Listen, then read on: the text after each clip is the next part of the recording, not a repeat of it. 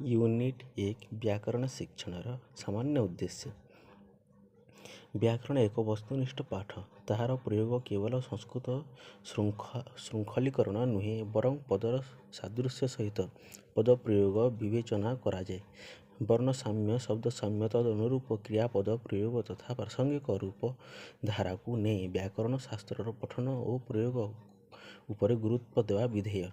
संधिपाठ समय स्वर विज्ञान संबंध धरे धारणा प्रदान। कर्तृपद प्रयोग बेले विशेष्य और सर्वनाम पद गुड़िकर विचार एवं क्रियापदर पठन समय कृदंत प्रत्यय गुड़िक विषय कोमलमती छात्र मानक मन मध्य किंचित सूचना प्रदान करने आवश्यक। वाक्यर उद्देश्य और विधेय अंशर आलोचना समय क्रिया और कर्ता को आधार करी प्रश्न करी अन्य पदमानक संबंध विषय धारणा देवा आवश्यक। एक व्याकरण शिक्षण सामान्य उद्देश्य। एक नंबर शुद्ध लेखन क्षमतार विकास साधन पर छात्र मानक कृदंत तद्धितगत प्रत्यय गुड़िक विषय सम्यक धारणा प्रदान करवा।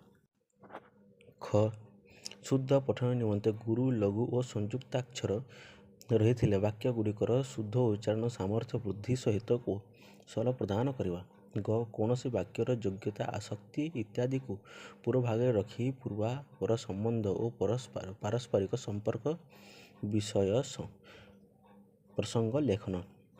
ग धातुरे प्रत्यय और उपसर्ग जोगरे नूतन पद सृष्टि तार अर्थगत भाव और वाक्य प्रयोग करिवार यथार्थ निरूपण करवा। समासांत पदर गुण समासांत पदर अर्थ उच्चारण तथा यथार्थ प्रयोग करने पाई छात्र मानक सविशेष तथ्यावली संपर्क रे धारणा देवा। च कौनसी धातु को आधार करी प्रत्यय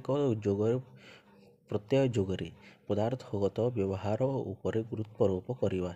छ व्याकरण शास्त्र अनुकूल भाषार प्रमाणिक रूप निर्णय पूर्वक वर्णाशुद्धि तथा तार कारण सहित संशोधन करवा। एवं व्याकरण शिक्षणर विशेष उद्देश्य। शिक्षकों द्वारा श्रेणी प्रकोष्ठ में जो निर्दिष्ट विषय पठन कराए सही दिनर विषयगत पाठ्यस्थल को विशेष उद्देश्य उपस्थापना करवा आवश्यक। शब्दरूप पाठन समय पुलिंग स्त्रीलिंग और क्लीबलिंग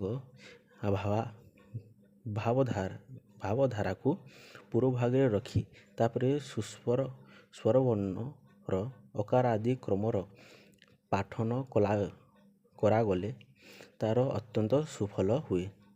विशेष लक्ष्यरू शिक्षक अन्यत्र चलीगले छात्र मानक मनरे दुर्बोध शंका सृष्टि हुए। सुतरां शिक्षण क्रिया वस्तुनिष्ठ हेवा आदौ वांछनीय। क विशेष उद्देश्य। क विद्यार्थी मानकर ज्ञान मापन दृष्टि उदाहरण गुड़िक आरोह पद्धति माध्यम हेवा सहित अर्थबोधक परक हेवा उचित। ख शिक्षक विद्यार्थी मानकर उच्चारण शैली विशेषतः ध्वनि विज्ञान आधारित हेवा काम्य। ग पठित विषय सरल थिले बा छात्र मानक बोधर विशेष आवश्यकता न थिले अवरोह प्रणाली रे पठन कले सहजरे बोधगम्य हुए। घ प्रत्येक पदर उत्पत्ति प्रणाली प्रत्यय प्रयोगर अर्थगत भाव वाक्य रे व्यवहार करने कौशल को शिक्षक तथा छात्र माने विशेष ध्यान देवा उचित।